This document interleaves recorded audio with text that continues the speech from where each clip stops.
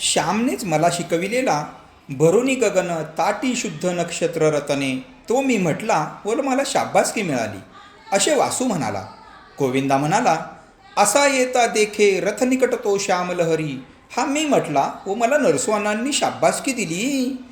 आई मला म्हणाली, श्याम मला फसविलेस, खोटे बोललास, श्लोक म्हटला म्हणून मला सांगितलेस. वासू म्हणाला, श्याम केव्हा रे म्हटलास.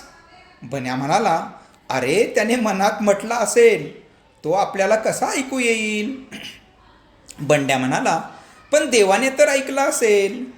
मुले माझी थट्टा करीत निघून गेली. मुले म्हणजे गावातील न्यायाधीशच असतात, कोणाचे काही लपू देणार नाहीत. गावातील सर्वांची बिंगे चव्हाट्यावर आणणारी वर्तमानपत्रेच ती. मला आई म्हणाली, श्याम तू श्लोक म्हटला नाहीस, ही एक चूक व खोटे बोललास ही तर फार भयंकर चूक. देवाच्या पाया पड व म्हण मी पुन्हा असे खोटे बोलणार नाही. मी मुखस्तंभ तेथे उभा होतो. आई पुन्हा म्हणाली, जा देवाच्या पाया पड, नाहीतर घरी येऊ देत, त्यांना सांगेन, मग मार बसेल, बोलणी खावी लागतील. मी जागचा हल्लो नाही. मला वाटले आई वडीला सांगणार नाही, ती विसरून जाईल. आजचा तिचा राग उद्या कमी होईल. आई पुन्हा म्हणाली, नाही ना ऐकत, बर मी आता बोलतच नाही तुझ्याबरोबर. वडील रात्रीसच परगावहून आले होते.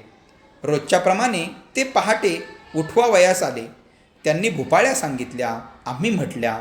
वडिलांनी मला विचारले, श्याम काल कोणता श्लोक म्हटलास रे. आई ताक करीत होती. तिची सावली भिंतीवर नाचत होती. उभे राहून ताक करावे लागे. मोठा डेरा होता, माथ्यासुद्धा मोठा होता. आईने एकदम ताक करायचे थांबवले व ती म्हणाली, श्यामने काल श्लोक म्हटला नाही. मला मात्र खोटेच येऊन सांगितले की मी म्हटलाय म्हणून. परंतु शेजारच्या मुलांनी सारी खरी हकीकत सांगितली. मी त्याला सांगत होते की देवाच्या पाया पड व पुन्हा खोटे बोलणार नाही असे म्हण, परंतु किती सांगितले तरी ऐकेनाच.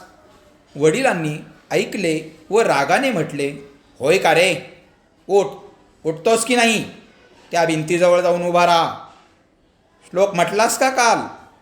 वडिलांचा राग पाहून मी घाबरलो.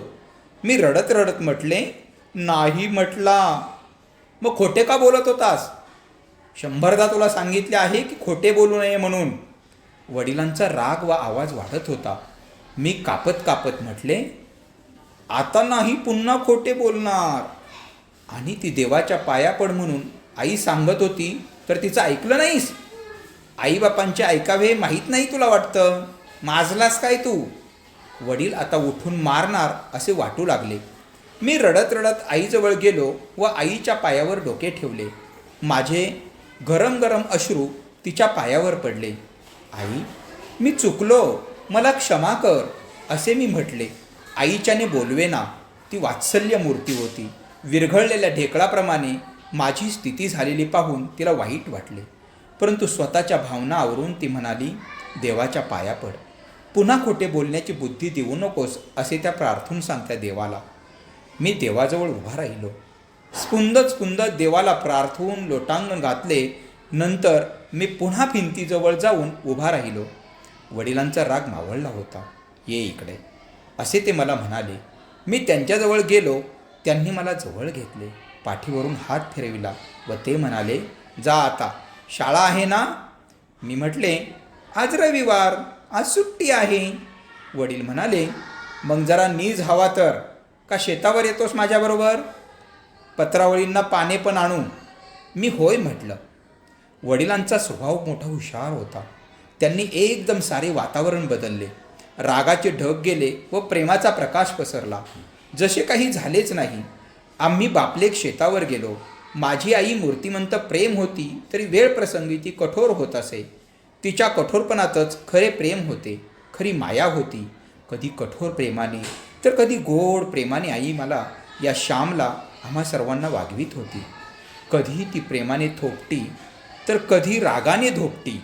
दोन्ही प्रकारांनी ती मला आकार देत होती. ह्या बेढव व ऐदी घोळ्याला रूप देत होती. थंडी व ऊब दोन्हींनी विकास होतो. दिवस व रात्र दोन्हींमुळे वाढ होते. सारखाच प्रकाश असेल तर नाश. म्हणून एका कवितेत म्हटले आहे, करुणी माता अनुराग राग, विकास विबाळ मना विभाग, फुले तरु सेवुनी उष्ण शीत, जगी असे हीच विकास रीत. धन्यवाद.